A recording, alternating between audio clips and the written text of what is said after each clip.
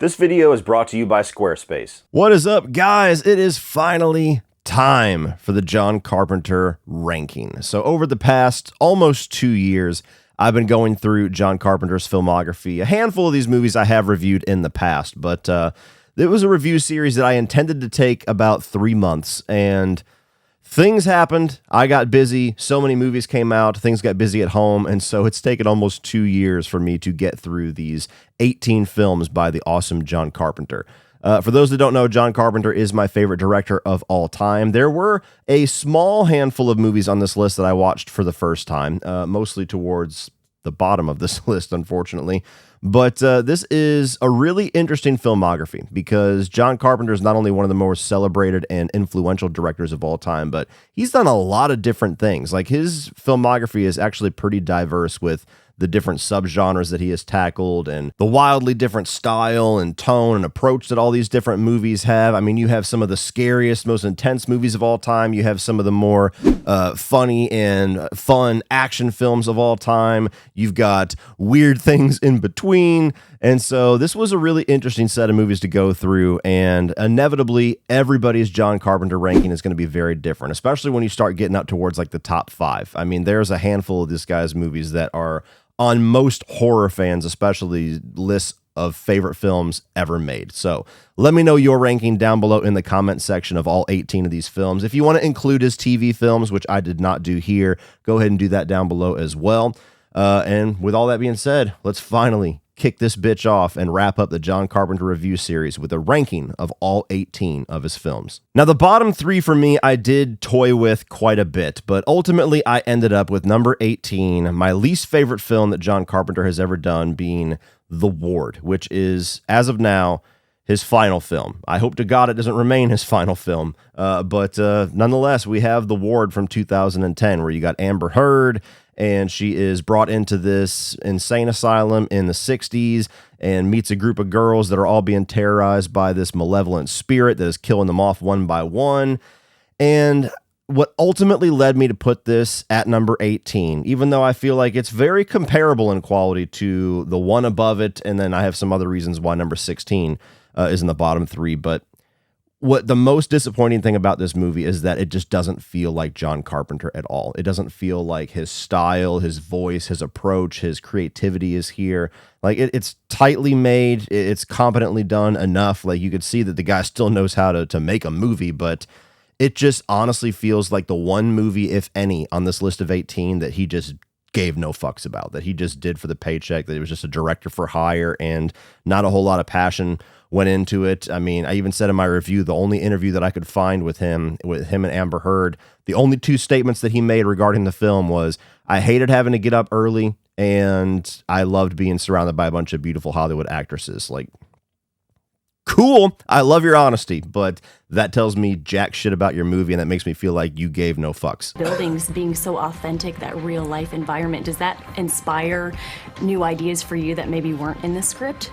It was inspirational, but this was difficult for me, this location, because from my hotel to the location was at least a half an hour to 45 minutes.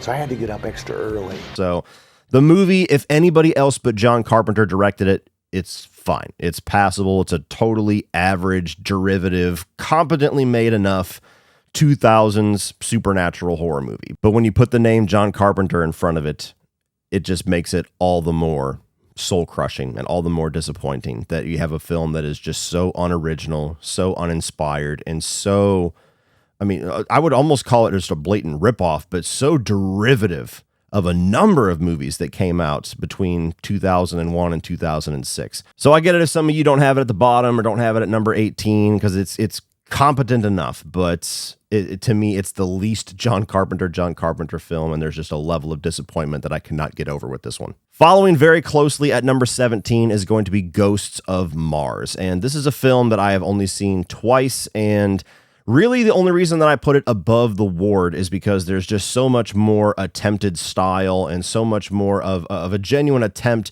at John Carpenter doing something cool and fun. Like, it doesn't necessarily get executed in the best way, but I at least can tell when I watch this that he was passionate about it and he was trying and he really had a vision for what he was trying to bring. Things just went wrong along the way. So I'll give that little extra bit of credit, the fact that he actually cared and was trying to do something cool here.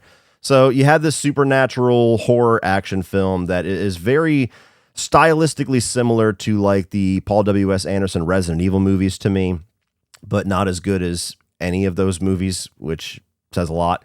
And you have these Mars cops that are trying to exfiltrate this criminal played by Ice Cube, and then they come across these group of people, these Martian natives that are afflicted by some kind of a curse. The makeup effects and everything on the bad guys are pretty cool. There is a nice little style of having like this early 2000s action to it, where just a lot of gunplay, a lot of explosions, and all of it for the most part is kept practical, which is nice. There's things there that I could see what he was trying to do, and I wish I could see the better version of this, but ultimately it just ends up being a movie that's a giant mess that I don't see myself rewatching anytime soon, if ever. Coming in at number 16, it honestly feels a little unfair to put this movie so low given the circumstances, but I just have to be honest. When I look at the rewatchability, when I look at my genuine enjoyment of these movies, this is where this one falls, and it's going to be his first film, Dark Star. So for those that don't know, this is actually a student film that just happened to get some studio backing, and so they funded him to go back and shoot a little bit of extra stuff to get it to feature length. And this is just a very low budget, boots to the ground, guerrilla style independent film where you can definitely see all the limitations in budget, all the limitations in experience and everything there, but you still see that little bit of a spark of what is to come from John Carpenter. And there's actually a number of other people that collaborated on this that went on to do great things. The guy that eventually worked on Alien, and then you had John Landis involved with this at some point, who went on to do a number of comedies, but in the horror world, American Werewolf in London. So this is a movie that I think has an interesting legacy because you just see so much early promise of a lot of big names in the industry. But for me, a lot of the movie's magic is lost on me. It is a lot of direct commentary and direct parody of the times in the 70s and hippie culture and surfer culture and things like that. Also taking a very direct send up of things like 2001: A Space Odyssey and a number of other sci-fi films from that era. So there's some interesting things going on where just so much is going wrong on this space voyage, where the captain, I believe, is cryogenically frozen, and then you've got this bomb that becomes self-aware and keeps trying to detonate itself. And you got this alien that's literally a fucking painted beach ball with feet. And so there's a little bit of a goofy charm to it for the fact that it was so low budget and ultimately got studio backing. But it's just a movie that I thought was interesting for a one-time watch. I didn't get a ton out of it, and I certainly would never rewatch it again. So it's unfair stacked against all these other, multi-million-dollar budget films, but this is where it's coming in at. Now, really quick before we move on to the rest of this ranking, one thing that is almost as difficult as picking your favorite John Carpenter film is creating your own website so you could stand out and succeed as an entrepreneur or a creative. So check out the sponsor of today's video, Squarespace, to find out how. Whether you own your own business or you just have that creative spark and you want to show all of your creations to the world, getting your name out there is integral, and having your own website is the best way to do that. But most of us have no clue on how to create a website. Even me, somebody who is very fluent with computers, I wouldn't even know where to begin. Well, luckily the sponsor of today's video, Squarespace, is here to help. They are the all-in-one website platform for entrepreneurs and creatives to stand out and succeed online. Squarespace allows you to create your own beautiful website, engage with your audience, and even sell anything from products to content to your time, all in one place, all on your terms. Squarespace's new Blueprint AI allows you to personalize your new website with a guided design system. Choose from professionally curated layouts and styling options to build the base of your site. You can also upload video content and organize an entire library to showcase your content on a video page. Even sell custom merch for a passive income stream that engages your audience and scales your brand. So if you're ready to break ground on your own website, head to squarespace.com for a free trial, and when you're ready to launch, go to squarespace.com/Cody Leach to save 10% off of your first purchase of a website or domain. And thank you so much to Squarespace for sponsoring today's video. And now we have a handful of movies that I don't think were necessarily bad, but just didn't ultimately come together to be the best version of themselves. And number 15 for me is going to be Memoirs of an Invisible Man. This was also one of the first-time watches for me, and it's one of, if not the strangest movie in John Carpenter's filmography because it really just doesn't have anything that you typically go to or know John Carpenter to do. So this is a Chevy Chase-led film that is not a comedy. There's one weird aspect right there. And it's essentially telling the story of a guy that because of some kind of accident gets rendered invisible right after he falls in love with Daryl Hannah, and he's being chased by the corporation that accidentally rendered him invisible, who is led by Sam Neill. So it's more of like a dramatic romantic thriller in a lot of ways. And so you have John Carpenter's strengths that I feel like are really missing in this movie because it's not really leaning into the things that I think he excels at. And then you also have Chevy Chase's strengths that are completely missed here. This is something that he really wanted to do to kind of stretch his acting ability or maybe attempt to show that he could do more than comedy. And I don't think it ultimately worked out because him trying to do drama and not really be that funny, you're just sitting there the whole time wondering where the jokes are. Chevy Chase was... Really? I wanted to quit the business after working with him. Really? What was the movie? Forgive me. Memoirs of an Invisible Man. He was a producer on this thing, and he wanted to be a serious actor. Ooh, that's a mistake. Now, big time mistake. So there's some really interesting special effects, especially for the time. That was the best thing about the movie. A lot of really interesting things that they do as far as the way that they visualize somebody that's invisible, like when they're smoking or when they're eating something, and a lot of the mix of digital and practical effects that they have with like an entire building being half rendered invisible. And so there are some really interesting things that are done here that really lend itself to John Carpenter's genius with his effects work and how he always likes to stick to practical more times than not.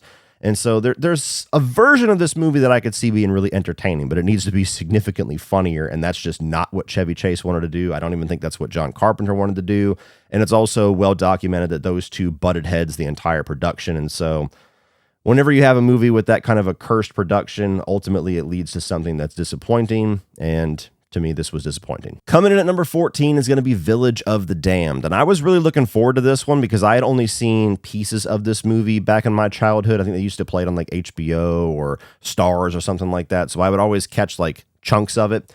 And ultimately, this has ended up being a really dull movie. You know, I could see a much more intense version of this being awesome from John Carpenter, but you really feel like this TV movie vibe, this TV movie intensity, this TV movie budget to it. And so you have some really good performances here, namely by Christopher Reeve. And there's an interesting and creepy and intriguing concept about these kids that are just kind of spontaneously conceived, and they come out and they're all like basically a part of like a hive mind, and they have like these, you know, white hair and their eyes glow, and they have the psychic power to control people in the town. Like, that's something that's really interesting. I think creepy kids can be a great horror element when they're done right, but it just feels so reserved. It feels like it doesn't want to go that far with anything that it does. And so the whole movie just kind of feels like a half measure.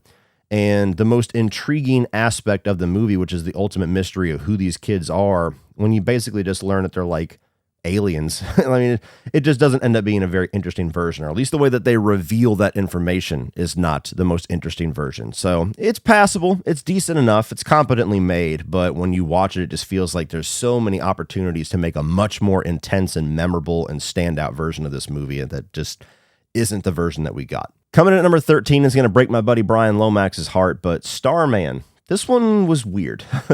This one was a little interesting for me. I look forward to checking it out because this was a first-time watch for me as well. And I know that he loved it. And I was kind of, when I was going through these movies, I was ready for a change of pace. And I knew this was more of like a sci-fi romance film. So I was very curious. And ultimately, I don't know if it's just the concept itself or if it's the performance of Jeff Bridges, but there's just something that is so off about this story that I never fully engaged with it. So you have Karen Allen here, who we all know from the Indiana Jones films and Groundhog Day, and she's great. She's just endless charm. When she smiles, you're like, I'm in. Whatever you're doing, I'm in. So she's the best part about the film to me. But she loses her husband, but this alien comes down and takes the form of her husband in Jeff Bridges, and she's essentially trying to go cross country with him to get him back to his spaceship to get him back home, but they're being pursued by the government and everything all along the way. And it's just a very odd film where you have a woman falling in love with a very off alien version of her husband. And it's the tics and the performance of Jeff Bridges that makes it a little odd to me, where he's just like, yes, I need to get back to the spaceship. Like, I get it. Okay, you're grieving, you miss your husband. This is the closest thing you have to him, so you attach yourself to that. But, I mean, you're going to fuck this thing, and then you're going to fall in love with it, and then be sad when it leaves, and it's just so clearly an alien with the skin. I don't know. It just... I couldn't quite get there. Like, it was interesting. It was certainly a change of pace that I appreciated, but there was just something about the weirdness level that they dialed into this one that kept me from ultimately engaging with it and really buying into the sweetness of the love story. It just kind of was a little weird and icky for me. Coming in at number 12, we've got Escape from L.A. I think this is the only sequel on this list, if I'm not mistaken. Am I mistaken? I don't think I'm mistaken. Yeah, that's the only sequel that Carpenter ever did, and I believe it's the only sequel that Kurt Russell ever did. So this was the long-awaited follow-up to Escape from New York that came out in 1996. And this is a complicated one because this movie, I think, is very clearly not a very good movie, but it's also an entertaining movie. You know, it's just the problem with it is an absolute carbon copy of Escape from New York, beat for beat for beat. And so when you make something that is so directly reminiscent of a much better film, the whole movie just draws our attention to how much better the other movie is. Like when I'm in the mood to watch a Snake Plissken film, I'm just going to watch Escape from New York. It's kind of similar to when you have an inferior remake that is damn near shot for shot. You're like, okay, what reason would I ever have to watch the inferior version? I'll just watch the better version. So this does have charm to it. It does have some good, at least for the time, some good action sequences. I think that Kurt Russell is still awesome as Snake Plissken. I like some of the side characters, namely Steve Buscemi. The cast is certainly fun. You've got like Pam Grier and one of the Carradine brothers and Bruce Campbell in these small roles, which is cool. I think that it is, if you're in the mood for that Snake Plissken dystopian future, like this does give an entertaining enough time. It's just a shame that they didn't do enough different with it, that they didn't try to do something different with the plot or the setup, or at least just a series of events that we go through, because it's just an absolute retread of that earlier film. And that's what hurts it the most for me, is just being way, way, way too derivative. New York was great, but what the hell happened with Fuck you. Not to mention how badly this movie is hurt by the use of CGI. You know, John Carpenter is somebody that always excelled with practical effects. This is one of the times where he really tried to go CGI heavy back in the mid-90s when they were first starting to figure out CGI. And, oh man, like at best, it just dates the film. At worst, it's cringeworthy. When you get the surfing scene and stuff, you're just like, what? Why the fuck is this here? And now we have made it to the good stuff. These top 11 films, I mean, it's just going to be chaos down in the comment section with how you guys arrange these. I feel like most people will agree with what my bottom 6 or 7 were, but these top 11 here, I mean, these are all movies that I see people give in their lists of favorites of all time. So, yeah, here we go with pissing everybody off. Number 11 for me is going to be the second chapter in the thematic Apocalypse trilogy, and that is Prince of Darkness. Now, this is a movie that I think is very eerie, very creepy. It's one of the more genuinely unnerving movies that John Carpenter has ever made. The whole film just has this impending doom, this slowly ratcheting creep factor that I think is really commendable. I like the cast here. I think that the score, while being maybe a little overbearing at times or maybe a little overused, is a genuinely creepy score and just completely reinforces everything that he's trying to do with the movie. And it also has an interesting approach of trying to blend like the science side of things with the religious side of things, where you have like the presence of the devil and it's actually like a tangible thing that they're trying to investigate and kind of, you know, research a little bit. So it's a movie that's very interesting. It's never really been a movie that I've loved, though. It's always been a little slow. It's always been a little weird for me. And while genuinely having some creepy moments in it, it just takes a long time to get to those. So this is one that, the more that I rewatch it, the more that I like it. So who knows, maybe throughout the years, this will rise through the ranks a little bit. But as of now, it's a movie that I appreciate more than I enjoy. But I do enjoy it if I'm in the mood for just a really trippy, unnerving little descent into hell. Coming in at number 10, we've got Big Trouble in Little China. And this is John Carpenter's Kung Fu movie. And it's a movie that, again, like with Prince of Darkness, I've watched a number of times. I really appreciate it. I really do get some good enjoyment out of it, but it just never completely delivers something that is 100% for me. Now, I'm not really into Kung Fu cinema or anything like that, so I think that's my biggest handicap watching this film. There's a solid argument that this is the most fun movie that John Carpenter ever made. It really is a self-aware, goofy, fun time. And, there's a little bit of like a Mortal Kombat flavor in there. You've got the Hong Kong cinema. Then you also have kind of the dopey American hero played by Kurt Russell, which is a nice change of pace for him to be kind of the dumbass of the group. Like he's the hero, but he just screws up the entire movie. And that's also something that is always a bit of a block for me. Like, I think it's cool to see him do something so different and so subversive, but at the same time, my brain can never completely accept a moronic Kurt Russell hero. Like, there's always a part of me that's like, no, Kurt Russell wouldn't do that. Kurt Russell would kick ass. Nope. Doesn't work. So it's a lot of fun. I could see this being much higher on most people's lists. And again, like with Prince of Darkness, maybe over time I'll start to appreciate it more. But it's a movie that I do have fun with. But I don't know. There's just something about, I guess, the darker side of John Carpenter that always draws me in more than the fun side of John Carpenter. A movie like The Fog, I wrote the screenplay, so they actually have to pay me. That's my favorite kind of remake, is to extend my hand and receive a check for doing nothing.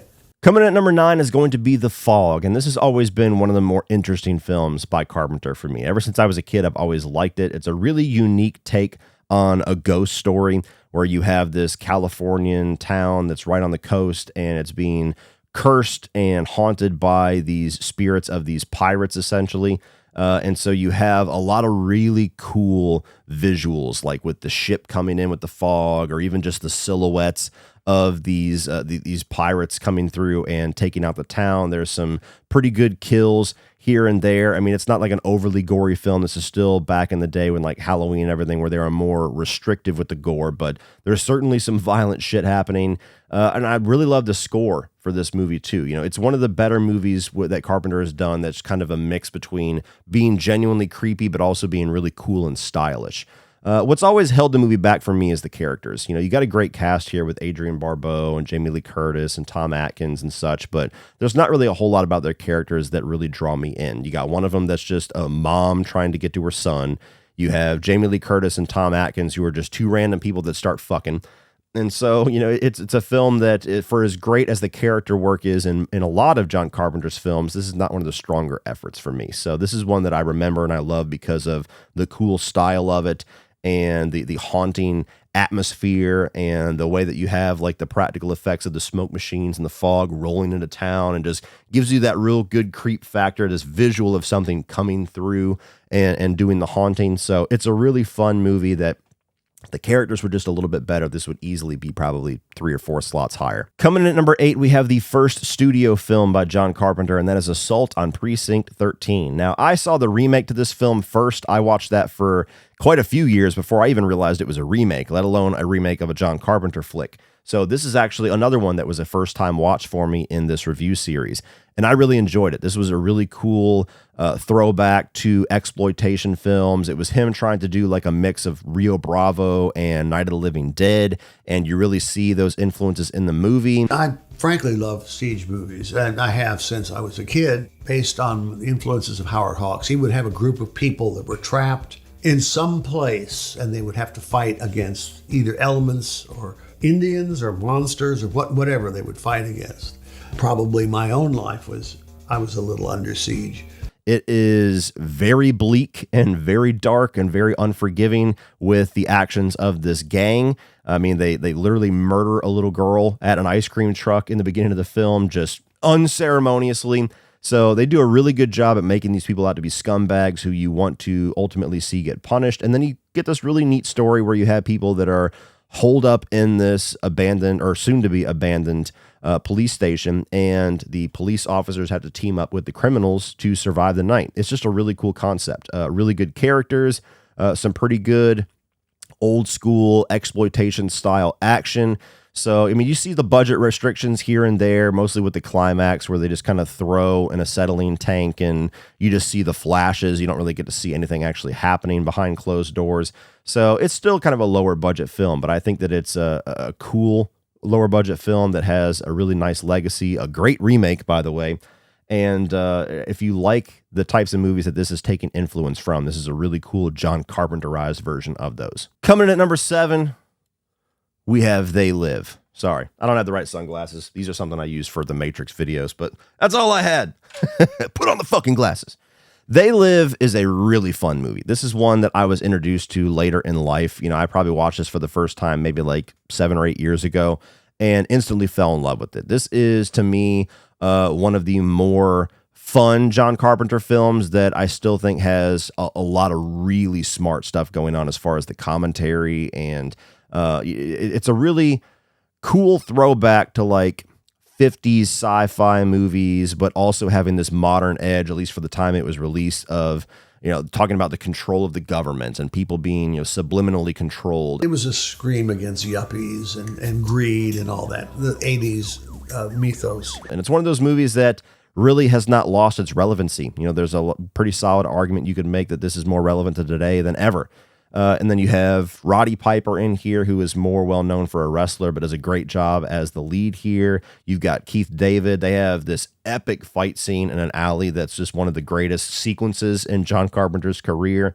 And it's just a really cool movie that mixes a lot of nice genres with the old school sci-fi, alien invasion films, with modern action flicks and buddy cop kind of vibe going on in there too. So it's just a really fun movie that's very smart, and it has some of the more genuine laughs of John Carpenter's career, especially with the way the movie ends. Like the last shot of the movie always cracks me up. It's an absolute classic. Coming at number 6 is going to be Escape from New York, the first adventure by Snake Plissken, and a movie that will always be important for delivering the action star of Kurt Russell. Before this film, he was the Disney guy, and he had done Elvis and done a number of other things. This was the movie that he wanted to make, and that John Carpenter wanted to cast him in to show the world what Kurt Russell could do.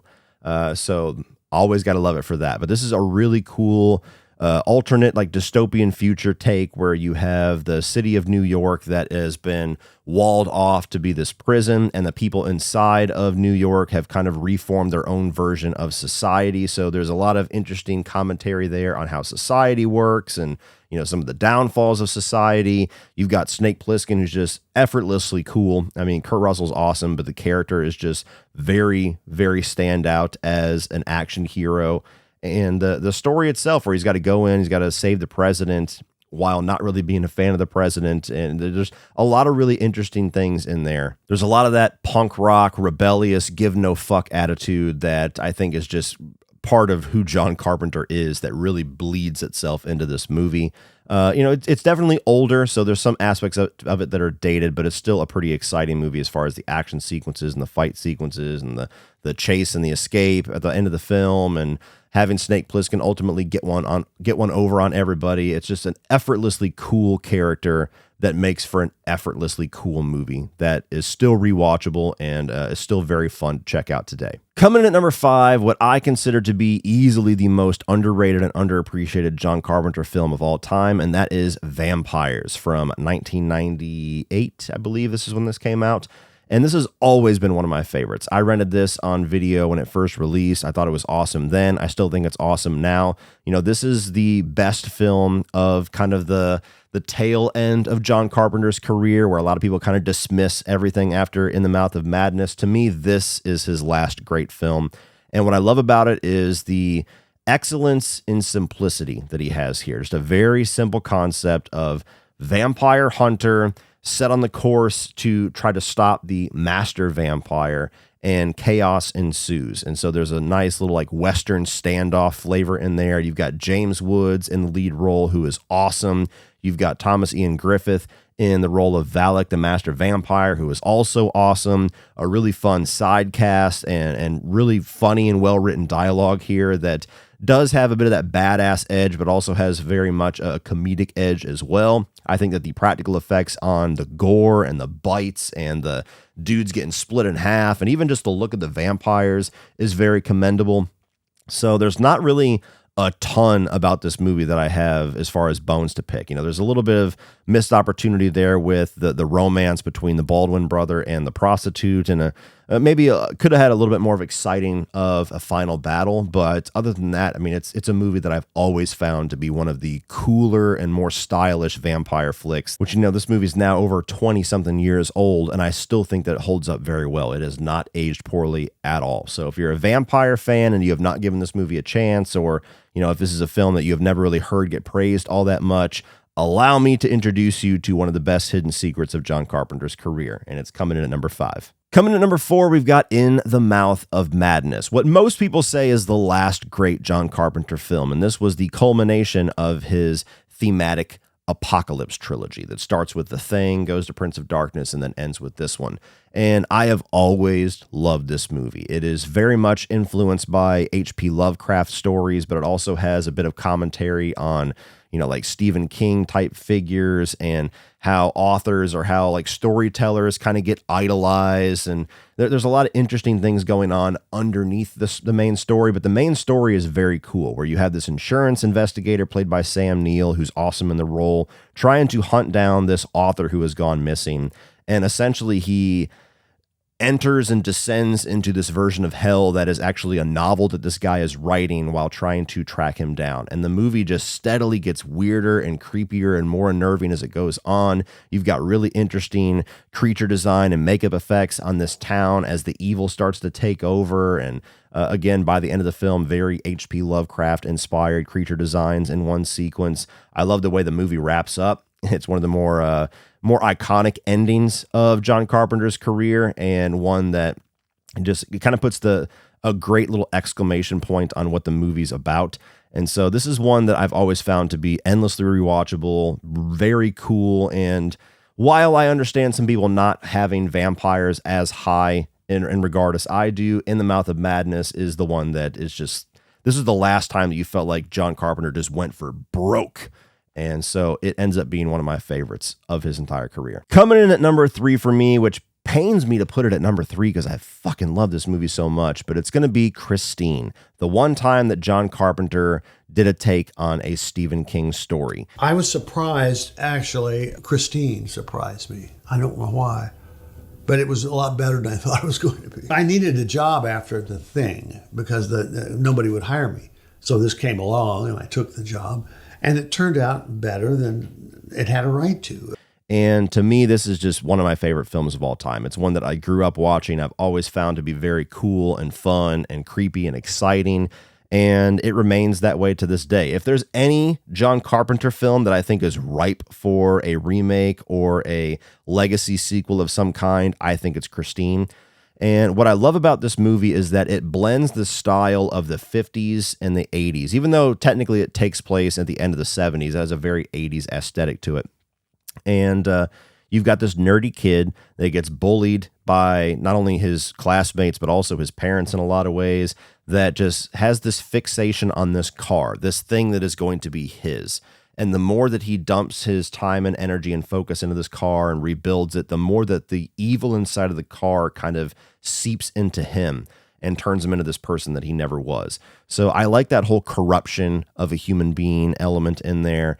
I like the betrayal of friendship, where you have the main character here who kind of has to turn against Arnie and battle against that. I think that the way that John Carpenter shot the car makes the car genuinely creepy. Like, it's a very easily silly concept. Evil car that can drive itself, or can it? You know, that's something that in the hands of a lesser director could have been very stupid, but it's genuinely creepy the way that he frames everything here, the way that he uses the headlights almost like eyes, the way that he has, in my opinion, his best score to kind of complement what is going on here and to bring that excitement, to bring that intensity, to bring that that sense of urgency to the story. I think that even the way that it's kind of reserved with not really showing a lot of gore, just kind of telling you in aftermath what has happened, like the kid that gets torn in half by the car. Like it's a really effective version of him being more reserved. And you cannot say enough about the practical effects that he used to show the car regenerating, where they had these pistons inside of the car that would pull the car into itself, and then they would just reverse the footage to show the car going back to whole. It's just one of the coolest sequences of the entire filmography. That show me scene is the best scene in the film. So this is a movie that I really have no negatives with. Like, it kind of, again, frustrates me that I have it at number 3, but these top 3 are all like titans of the genre. So Christine, regrettably, comes in at number 3, but if I could tie them all for number 1, it'd be pretty easy for me to do that. And now we have the top 2, which I think are the pretty common answers for top 2. Inevitably, somebody's going to be pissy that this is at number 2, but fucking get over it. John Carpenter's Halloween is my number 2. Shouldn't have been a surprise to anybody what my number 1 is going to be, by the way. It's like the most obvious answer in the world. But nonetheless, number 2 is going to be Halloween, one of, if not the most influential slasher film of all time. It is a movie that I'll have to say right off the bat, I've kind of gotten a little burnout on, just talking about it, hearing about it, and the whole online discourse surrounding Halloween is a bit exhausting in general. So I haven't watched this film in quite a few years, but it's impossible to deny how awesome it is and how great it is and how much I love it. It's again, one of the more simple and straight to the point type slasher films, maybe a little bit tame by today's standards, which is really the only thing that hurts it a bit, especially within its own franchise. I mean, the Halloween franchise has gone on to be, a gore fest. And so you look back at this original film and it's damn near a bloodless movie. That's how simple it is and how reserved it is. But it's the execution by John Carpenter that has always maintained this being the best of the franchise, because this is the one movie that executes the original intention of the character of Michael Myers the best, where he is this human killer that has this supernatural edge to him, and he just kind of disappears into the wind. And you have Dr. Loomis here that is giving all of the context for the character through these multiple exposition scenes, and it doesn't feel like exposition dumps. It feels like genuinely like creepy character development. You have Jamie Lee Curtis here as kind of the most iconic final girl probably in Laurie Strode, just kind of the innocent virgin that is trying to protect the 2 kids. So there's not really anything else I could say about Halloween. I've talked about this fucking movie ad nauseum, but it's a great one. The only thing that I have negative to say about it is just it's a little bit dated by today's standards in certain aspects, but doesn't hurt it too much. And I'm just a little burnout on the franchise in general, but even this original film. So it almost came in at number 3 for that reason, but I didn't want to set the fucking internet on fire, because God knows you Halloween fans would have had a hissy fit. And of course, coming in at number 1 is my favorite horror film of all time, and that's John Carpenter's The Thing. I don't think there's any argument whatsoever that this is the best film of his. Like, I get that people love Halloween, but to me, it's always been no question which is the better example of John Carpenter's work. The Thing was a bomb. People hated that movie. The fans hated that movie. Critics hated it too.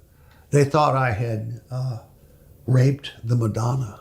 I love the story here in regard to isolation and paranoia. I think it's a great ensemble cast where there's a ton of characters for us to get to know, and somehow Carpenter is able to get us to like and know just enough about every single one where it doesn't feel like anybody's really shortchanged and everybody's memorable in their own way. I love the Antarctic setting. I love the cold and the breath, and just everything adds to that isolation and that paranoia that he's going for. And of course, this is the Bible in regards to practical rubber creature effects. There's no movie that's done it better. Like, any movie that tries to do it, they look to this for guidance. This is the best practical effects work that has ever been put to film. So it's a movie that is, to this day, very intense, very scary, very gross, very grotesque, and I absolutely love it. The dialogue, the characters, I mean, there's nothing. I could go on for an hour. There is nothing that I dislike about this film. I think it's a perfect horror film, and it is my favorite horror film of all time, and inevitably, my favorite John Carpenter film. Well, that's it for this one, guys. We finally made it. If you enjoyed that, please click over here for all of my John Carpenter reviews. I'm also going to put my ranking of Wes Craven films up here if you just want to check out some horror film director rankings. Like, share, hit that subscribe button so you don't miss anything in the future. And as always, remember, opinions are like assholes, but that doesn't mean you have to be.